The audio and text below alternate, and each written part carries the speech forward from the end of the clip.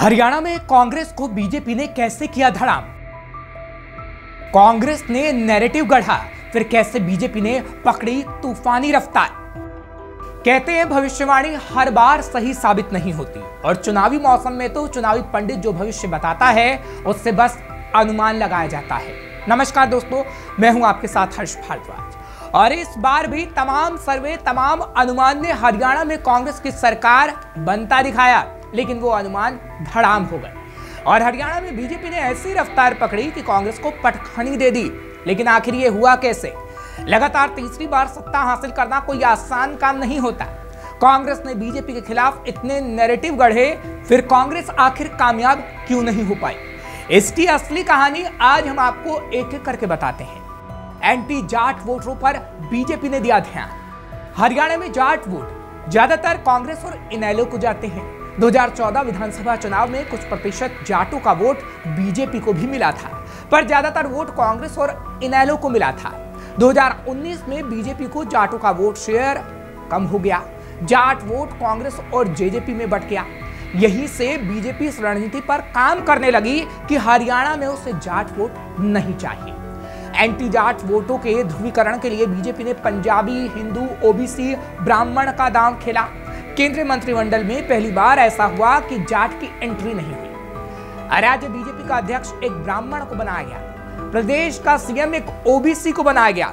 आखिर में बीजेपी के लिए दांव काम कर गया और नतीजा आपके सामने है। कैसे पहलवान और किसान ने पहुंचाया बीजेपी को फायदा। किसानों और महिला पहलवानों के आंदोलन से बीजेपी बहुत परेशान थी, पर इस आंदोलन के खिलाफ कोई कदम न उठाकर बीजेपी ने इसे बढ़ने दिया। पहलवानों, किसानों और जवानों का आंदोलन इतना ज्यादा बढ़ा कि दूसरे वर्गों को चिढ़ हो गई। बीजेपी चुपचाप अपने नेताओं को किसानों से पिटते देखते रही।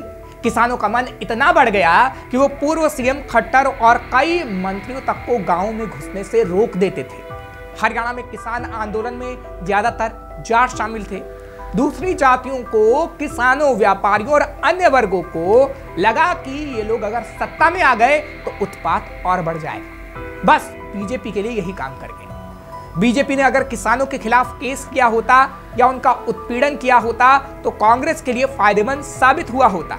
फिलहाल शांत रहने की बीजेपी की रणनीति काम कर गई। नायब सैनी को सीएम बनाने से बीजेपी को हुआ फायदा। चुनाव के अंतिम मौके पर नायब सैनी को सीएम बनाना भी बीजेपी के लिए काम कर गया।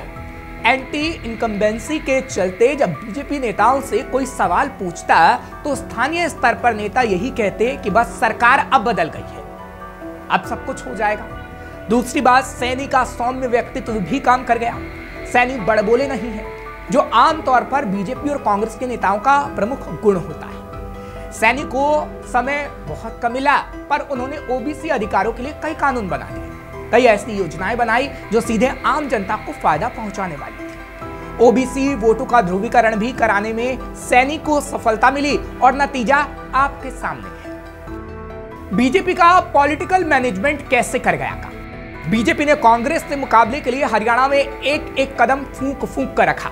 मनोहर लाल खट्टर के प्रति जनता में नाराजगी थी तो उन्हें कुछ दिनों के लिए साइडलाइन कर दिया गया। यहां तक कि पीएम की सभा में भी उन्हें मंच पर आना तो दूर, सभा तक में नहीं पहुंचने दिया गया।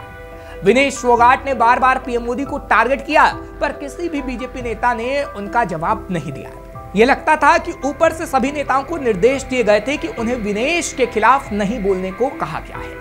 साथ ही जिन लोगों ने टिकट वितरण के बाद असंतोष जाहिर करते हुए पार्टी के खिलाफ जाने की बात कही, उनके पास खुद सीएम सैनी मनाने के लिए पहुंच गए। यह रणनीति भी बीजेपी को फायदा पहुंचा गई। कांग्रेस की अंतर्कलह से बीजेपी को हुआ फायदा। कांग्रेस में चुनाव से पहले अंतर्कलह और मुख्यमंत्री पद को लेकर नेताओं की अपनी अपनी दावेदारी को बीजेपी ने भुनाने में कोई कसर नहीं छोड़ी। चुनाव में 70 से 80% उम्मीदवार भूपेंद्र सिंह हुड्डा खेमे में उतर गए। उनकी कट्टर प्रतिद्वंदी शैलजा कुमारी का इससे बेचैन होना लाजमी था। हालांकि असंध की रैली में राहुल गांधी ने शैलजा और हुड्डा को एक मंच पर लाकर डैमेज कंट्रोल की कोशिश जरूर की। शैलजा हरियाणा में एक दिग्गज दलित चेहरा हैं। बीजेपी ने खुलेआम उन्हें पार्टी में आने का ऑफर तक दिया। हालांकि शैलजा ने उसे सार्वजनिक तौर पर ठुकरा दिया, लेकिन दलितों के बीच संदेश जा चुका था संदेश कांग्रेस में दलित नेता की उपेक्षा का, इसका सीधा फायदा बीजेपी को मिला।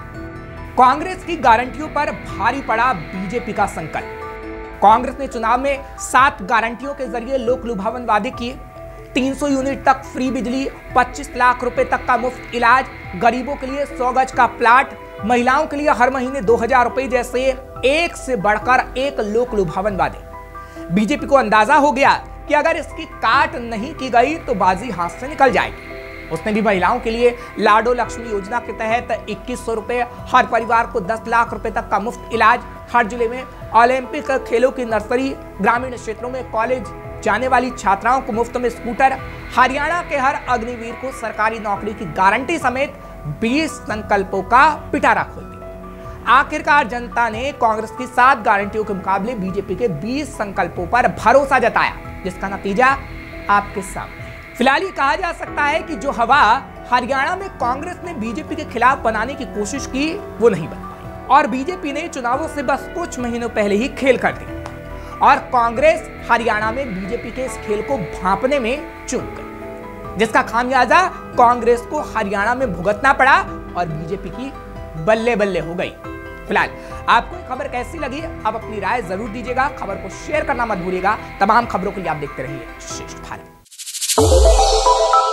श्रेष्ठ भारत पर खबरों से जुड़े रहने के लिए चैनल को सब्सक्राइब और लाइक करें, बेल आइकन दबाएं और देखते रहें श्रेष्ठ भारत।